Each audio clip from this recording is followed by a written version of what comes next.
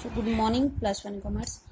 So today we are going to start a economics book, that is microeconomics, and its writer name is Sandeep Garg. Okay, so we are going to start a first chapter, that is introduction. So in introduction we will discuss about economy. Okay, what is economy, what is microeconomics, what is macroeconomics, okay, what is economics. So all these topics we will do in this chapter. So first point is, what is economy? So we know that many activities are happening in our daily life, okay? And an economy is a systematic system which provides people the means to work and earn a living. So in economy, if we live in economy, if we have money, then we spend that money on the goods, ठीक है, and we will purchase some goods from the market, ठीक है, for that we will satisfy our wants, ठीक है. So in economy provide us how people can live, ठीक है. So economy provide us living. So economy ਦੇ ਵਿੱਚ ਸਾਨੂੰ ਪਤਾ ਚੱਲਦਾ ਹੈ ਕਿ ਅਸੀਂ ਕਿਸ ਤਰ੍ਹਾਂ ਰਹਿਣਾ ਹੈ, ਠੀਕ ਹੈ, ਅਸੀਂ ਆਪਣੀ ਲਿਵਿੰਗ ਨੂੰ ਕਿੱਦਾਂ ਸੈਟਿਸਫਾਈ ਕਰਨਾ ਹੈ, ਲਿਵਿੰਗ ਦੇ ਵਿੱਚ ਕਿੱਦਾਂ ਅਸੀਂ ਸੈਟਿਸਫਾਈ ਹੋ ਕੇ ਰਹਿਣਾ ਹੈ, ਆਪਣੀ ਜੋ ਨੀਡਸ ਨੇ ਉਹਨਾਂ ਨੂੰ ਕਿੱਦਾਂ ਫੁਲਫਿਲ ਕਰਨਾ ਹੈ, ਠੀਕ ਹੈ. ਸੋ ਨਾउ in economy we will not discuss about only Indian economy, but it depends its whole country economy, ठीक है. होल कंट्री जो होल कंट्रीज़ ਦੀ ਜੋ ਇਕੋਨਮੀਜ਼ ਹੁੰਦੀਆਂ ਨੇ, ਸੇਮ ਉਹਨਾਂ ਦਾ ਜੋ ਮੀਨਿੰਗ ਉਹ ਕੀ ਪ੍ਰੋਵਾਈਡ ਕਰਦੀਆਂ ਨੇ ਕਿ how can people live in better conditions. So in economy people do work and earn the income and earn a living, ठीक है. So in the next page, it is an organization that provides living to the people, ठीक है. So economy provides us living to the people, ठीक है.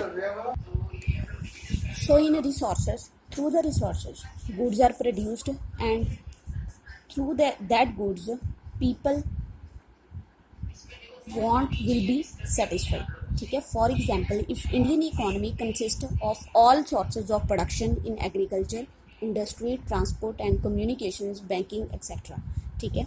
So Indian economy ਦੇ ਵਿੱਚ ਜੋ resources ਹੁੰਦੇ ਨੇ, ਜੋ ਪ੍ਰੋਡਕਸ਼ਨ ਦੇ ਲਈ ਸਾਨੂੰ ਹੈਲਪ ਕਰਦੇ ਨੇ, that are agriculture, industry, transports, communications, like this, ठीक है. So three are the main concept in the economy. So first concept is production. So production is the main concept or process when goods produced or manufactured in the factories, ठीक है. Second is consumptions. So consumer consumes that goods which are produced, ठीक है. And third point is investment or capital formations. So after production and consumption, the third concept is investment. So through the capital formations, people get capital from their income. Through investment they will get the more income, ठीक है. Earnings gate करते हैं वो अपनी income तो, अपनी ਉਹਨਾਂ ਕੋਲ ਜੋ ਮਨੀ ਹੁੰਦੀ ਹੈ ਉਹ ਤੋਂ ਕਿਸ ਤਰ੍ਹਾਂ ਉਹਨਾਂ ਨੇ ਆਪਣੀ ਕੈਪੀਟਲ ਨੂੰ ਫਾਰਮੇਸ਼ਨਸ ਕਰਨਾ ਹੈ, ਕਿ ਉਹਨਾਂ ਨੂੰ ਆਪਣੀ ਕੈਪੀਟਲ ਨੂੰ ਥਰੂ ਇਨਵੈਸਟਮੈਂਟ ਉਹਨਾਂ ਨੇ ਕਿਵੇਂ ਉਹਨਾਂ ਨੂੰ ਵਧਾਉਣਾ ਹੈ, ਠੀਕ ਹੈ, ਆਪਣੀ ਮਨੀ ਨੂੰ. So these are the 3 points of the economy. So next topic is meaning of economics. So economics is a social science which studies the way of society choose to use its limited resources which have alternative uses to produce goods and services and to distribute them among different group of people, ठीक है. So the economics we do that, we have a lot of wants, ठीक है. ਸਾਡੇ ਕੋਲ ਬਹੁਤ ਸਾਰੀਆਂ ਸਾਡੀਆਂ wants ਹੁੰਦੀਆਂ ਨੇ, ਬਟ ਅਸੀਂ ਉਹਨਾਂ ਨੂੰ ਆਪਣੇ ਲਿਮਿਟਡ ਰਿਸੋਰਸਿਸ ਦੇ ਨਾਲ ਉਹਨਾਂ ਨੂੰ ਫੁਲਫਿਲ ਨਹੀਂ ਕਰ ਸਕਦੇ. ਸੋ ਇਕਨੋਮਿਕਸ ਦੇ ਵਿੱਚ ਅਸੀਂ ਇਹੀ ਸਟੱਡੀ ਕਰਦੇ ਹਾਂ, ਠੀਕ ਹੈ, ਕਿ ਆਪਣੀ ਜੋ ਨੀਡਸ ਨੇ, ਜੋ ਵਾਂਟਸ ਨੇ, ਉਹਨਾਂ ਨੂੰ ਕਿੱਦਾਂ ਸੈਟਿਸਫਾਈ ਕੀਤਾ ਜਾਏ, ਠੀਕ ਹੈ. How can we satisfy our wants to with the minimum resources, ठीक. So now next is positive economics and the normative economics. So positive economics means कि Positive economics deals with what are the economic problem and how are they actually solved. ठीक examples, India is an overpopulated country or prices are constantly rising. It means ਹੁਣ ਅਸੀਂ economics ਦੇ ਵਿੱਚ ਕੀਤਾ ਹੈ ਕਿ ਜੋ ਰਿਸੋਰਸਿਸ ਹੁੰਦੇ ਨੇ ਉਹ ਬਹੁਤ ਘੱਟ ਹੁੰਦੇ ਨੇ ਬਟ ਜੋ ਹਿਊਮਨ ਬੀਇੰਗਸ ਦੀਆਂ ਜੋ ਵਾਂਟਸ ਹੁੰਦੀਆਂ ਨੇ ਨੀਡਸ ਹੁੰਦੀਆਂ ਨੇ ਬਹੁਤ ਜ਼ਿਆਦਾ ਹੁੰਦੀਆਂ ਨੇ। ਸੋ ਪੋਜ਼ੀਟਿਵ ਇਕਨੋਮਿਕਸ ਦੇ ਵਿੱਚ ਇਹ ਡਿਸਕਸ ਕੀਤਾ ਜਾਂਦਾ ਹੈ ਕਿ ਅਗਰ ਸਾਡੇ ਕੋਲ ਇਕਨੋਮਿਕਸ ਦੇ ਇਕੋਨਮੀ ਦੇ ਵਿੱਚ ਜੋ ਹਿਊਮਨ ਬੀਇੰਗਸ ਦੀਆਂ ਅਗਰ ਜੋ ਵਾਂਟਸ ਨੇ ਉਹ ਕਾਫੀ ਜ਼ਿਆਦਾ ਨੇ, ਠੀਕ ਹੈ, ਉਹਨਾਂ ਦੇ ਨਾਲ ਅਗਰ ਕੋਈ ਪ੍ਰੋਬਲਮ ਅਰਾਈਜ਼ ਹੋ ਰਹੀ ਹੈ, ਠੀਕ ਹੈ, ਤਾਂ ਉਹਨਾਂ ਨੂੰ ਐਕਚੁਅਲੀ ਉਹ ਕਿੱਦਾਂ ਸੋਲਵ ਕੀਤੀ ਜਾ ਸਕਦੀ ਹੈ। ਠੀਕ ਹੈ, ਇਹਨਾਂ ਨੇ ਐਗਜ਼ਾਮਪਲ ਦੇ ਥਰੂ ਕੀਤਾ ਹੋਇਆ ਹੈ ਕਿ ਅਗਰ ਇੰਡੀਆ ਓਵਰ ਪਾਪੂਲੇਸ਼ਨ ਕੰਟਰੀ ਹੈ, ਇੰਡੀਆ ਦੇ ਵਿੱਚ ਅਗਰ ਓਵਰ ਪਾਪੂਲੇਸ਼ਨ ਹੈ ਤਾਂ ਕੀ ਹੈ ਕਿ ਇਹ ਇੱਕ ਪ੍ਰੋਬਲਮ ਹੈ। ਠੀਕ ਹੈ, ਹੁਣ ਉਹ ਜੋ ਪ੍ਰੋਬਲਮ ਹੈ ਉਹਦੇ ਨਾਲ ਕੀ ਹੁੰਦਾ ਹੈ ਕਿ prices are constantly rising. Overpopulation ਹੈ ਜਿਹਦੇ ਨਾਲ ਕੀ ਹੋਏਗਾ ਕਿ ਜੋ ਡਿਮਾਂਡ ਹੈ ਗੁੱਡਸ ਦੀ ਉਹ ਜ਼ਿਆਦਾ ਹੋਏਗੀ, ਲੋਕਾਂ ਨੂੰ ਜ਼ਿਆਦਾ ਜੋ ਉਹਨਾਂ ਨੇ ਗੁੱਡਸ ਨੂੰ ਪਰਚੇਜ਼ ਕਰਨਾ ਹੈ, ਬਟ ਸਪਲਾਈ ਮਾਰਕੀਟ ਦੇ ਵਿੱਚ ਉਨੀ ਜ਼ਿਆਦਾ ਨਹੀਂ ਹੋਏਗੀ। ਗੁੱਡਸ ਦੀ ਜੋ ਸਪਲਾਈ ਹੈ ਜਾਂ ਗੁੱਡਸ ਮਾਰਕੀਟ ਦੇ ਵਿੱਚ ਉਨੀਆਂ ਪੀਪਲ ਦੀਆਂ ਨੀਡਸ ਨੂੰ ਸੈਟਿਸਫਾਈ ਕਰਨ ਦੇ ਲਈ ਨਹੀਂ ਮਿਲਣਗੀਆਂ। ਠੀਕ ਹੈ, ਜਿਨ੍ਹਾਂ ਦੇ ਨਾਲ ਕੀ ਹੋਏਗਾ ਕਿ ਜੋ ਗੁੱਡਸ ਨੇ ਉਹਨਾਂ ਦੇ ਜੋ ਪ੍ਰਾਈਜ਼ਸ ਨੇ ਉਹ ਹਾਈ ਹੋਣਗੇ। ਠੀਕ ਹੈ, so positive economics, in positive economics we will discuss what is ਕਿ ਕੀ ਹੈ and what was and what will be, ਕਿ ਕੀ ਹੋਏਗਾ, ਕੀ ਪ੍ਰੋਬਲਮਸ ਅਰਾਈਜ਼ ਹੋਏਗੀ, ਕੀ ਪ੍ਰੋਬਲਮ ਚੱਲ ਰਹੀ ਹੈ ਔਰ ਕੀ ਪ੍ਰੋਬਲਮ ਇਹਦੇ ਨਾਲ ਹੋਏਗੀ ਅੱਗੇ। ਠੀਕ ਹੈ, ਸੋ ਨੈਕਸਟ ਹੈ नॉर्मेटिव इकनॉमिक्स। सो फर्स्ट है पॉजिटिव इकनॉमिक्स और सेकंड है normative economics. So normative economics tells us what ought to be, कि की होना चाहिए। ठीक है, normative economics deal with what ought to be and how the economics problem should be solve. India should not be an over populated country और prices should not be rise. ठीक है, first positive economics ਦੇ ਵਿੱਚ ਕੀ ਸੀ ਕਿ India ਦੀ ਜੋ population ਹੈ over populated country ਹੈ। ਠੀਕ ਹੈ, ਬਟ ਨੋਰਮੇਟਿਵ ਸਾਇੰਸ ਦੇ ਵਿੱਚ ਸਾਨੂੰ ਇਹ ਦੱਸਿਆ ਜਾਂਦਾ ਹੈ ਕਿ ਅਗਰ ਓਵਰ ਪੋਪੂਲੇਸ਼ਨ ਕੰਟਰੀ ਹੈ ਇਹ ਹੋਣੀ ਹੀ ਨਹੀਂ ਚਾਹੀਦੀ।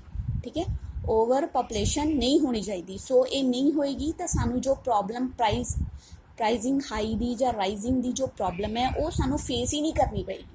ਠੀਕ ਹੈ, ਸੋ ਦੋਨਾਂ ਦੇ ਵਿੱਚ ਜੋ ਡਿਫਰੈਂਸ ਹੈ ਸਾਨੂੰ ਇਹ ਪਤਾ ਚੱਲ ਰਿਹਾ ਹੈ ਕਿ ਪੋਜ਼ੀਟਿਵ ਸਾਇੰਸ ਦੇ ਵਿੱਚ ਸਾਨੂੰ ਪ੍ਰੋਬਲਮ ਕੀ ਹੈ ਉਹ ਪਤਾ ਲੱਗ ਜਾਂਦੀ ਹੈ। ਠੀਕ ਹੈ, ਪ੍ਰੋਬਲਮ ਵਟ ਵਾਸ, ਪ੍ਰੋਬਲਮ ਕੀ ਸੀ, ਕੀ ਹੈ, ਐਂਡ ਵਟ ਵਿਲ ਬੀ, ਔਰ ਕੀ ਹੋਏਗੀ problem.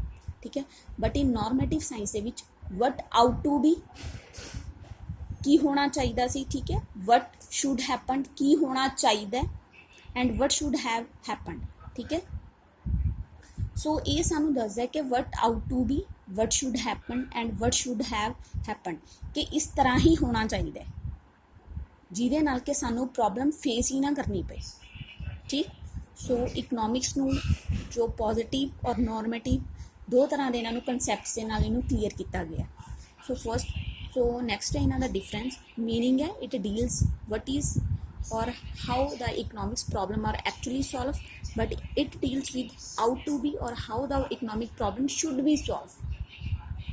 It can be verified with the actual data and it can verify with the actual data, cannot be verified.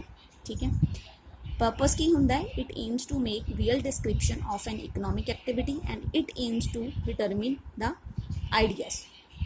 It based upon facts and does not ਇਹ ਸਿਰਫ fact ਦੇ ਉੱਪਰ ਹੀ based ਹੁੰਦੀ ਹੈ, ਜਦਕਿ ਨੋਰਮੇਟਿਵ ਜੋ ਸਾਇੰਸ ਹੈ ਇਹ ਫੈਕਟ ਦੇ ਵਿੱਚ ਉੱਤੇ ਬੇਸਡ ਤਾਂ ਹੁੰਦੀ ਹੈ ਬਟ ਇਹ ਡਿਫਰੈਂਟ ਇੰਡੀਵਿਜੂਅਲ ਓਪੀਨੀਅਨ ਲੈ ਕੇ ਜਿਹੜੀ ਹੈ ਪ੍ਰੋਬਲਮ ਨੂੰ ਸੋਲਵ ਕਰਦੀ ਹੈ।